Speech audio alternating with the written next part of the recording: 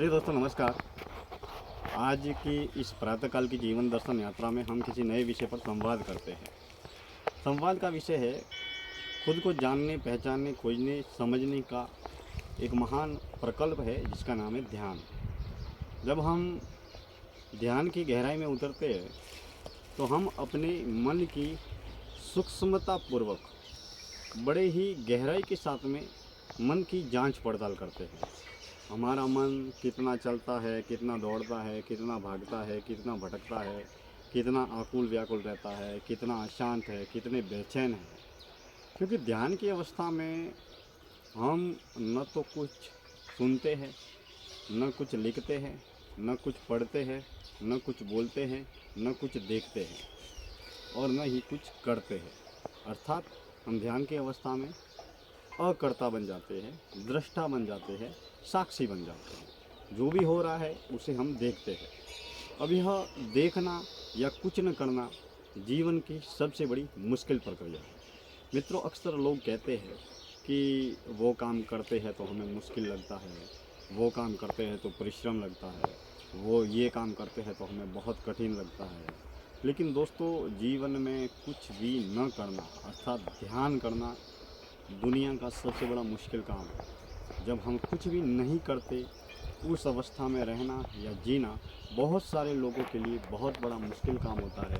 क्योंकि जब कुछ भी नहीं करते तब हमारा मन सबसे ज़्यादा अशांत, आकुल व्याकुल, बेचैन, अस्थिर रहता है। मित्रों, अगर हमें मन से मुक्ति पाना है, मन को समझना है, तो हमें ध्यान की गहराई में उतरना चाहिए और बाहर की जितनी भी व्यक्ति, वातावरण, संसार, बाज़ार का जो शोरगुल है, कोलाहल है, भीड़ है, मेला है, बाज़ार है, उसे ध्यान की यात्रा में सहयोगी और साथी समझना चाहिए। क्योंकि हम सांसारिक ग्रस्त जीवन में रहते हैं। हम चाहे कि हमेशा ध्यान करते वक्त शांत वातावरण मिले, एकांत मिले, शोरगुल ही ना हो, कोलाहल ही ना हो, ऐसा वातावरण सांसारिक ग्रस्त जीवन में रहते और जीते हुए मिल पाना बहुत ही मुश्किल है। क्योंकि ध्यान भीतर की यात्रा है।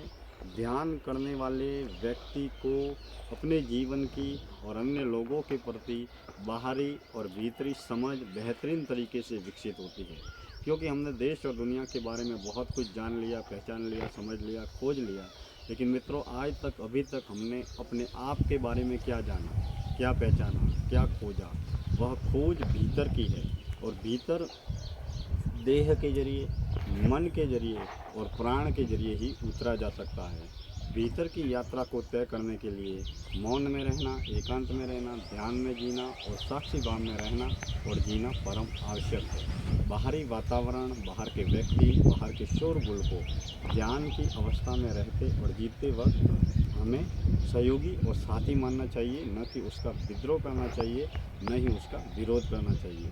जिस तरीके से साधक ध्यान की अवस्था में अपने विचारों को, विकारों को, अहंकारों को, देह की संवेदना को होश में रहकर साक्षी भाव में देखता है, रहता है और जीता है, ठीक उसी तरीके से ध्यान की अवस्था में बाहर जो कुछ भी घट रहा है, घर में, परिवार में, समाज में, संसार में, बाजार में, व्यापार में, देश में, दुनिया में जो भी घट रहा है, बिना क्रिया या बिना प्रतिक्रिया के, बिना भलाई के, बिना किसी बुराई के होश में रहकर साक्षी भाव से देखते रहना चाहिए, ताकि हम उसमें संलग्न न हो, हम केवल दृष्टा और साक्षी बनकर रहे और जिए।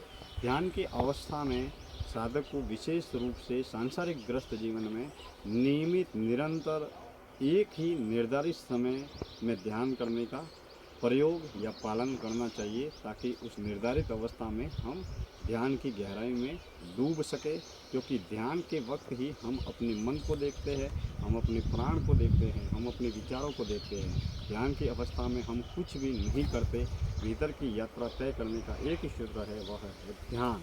और ध्यान करने से हमारे मोह, अहंकार, भ्रम, भ्रांति, आसक्ति धीरे धीरे मिटती चली जाती है और प्रकृति का और परमात्मा का वास्तविक सत्य हमारे सामने प्रकट होने लगता है।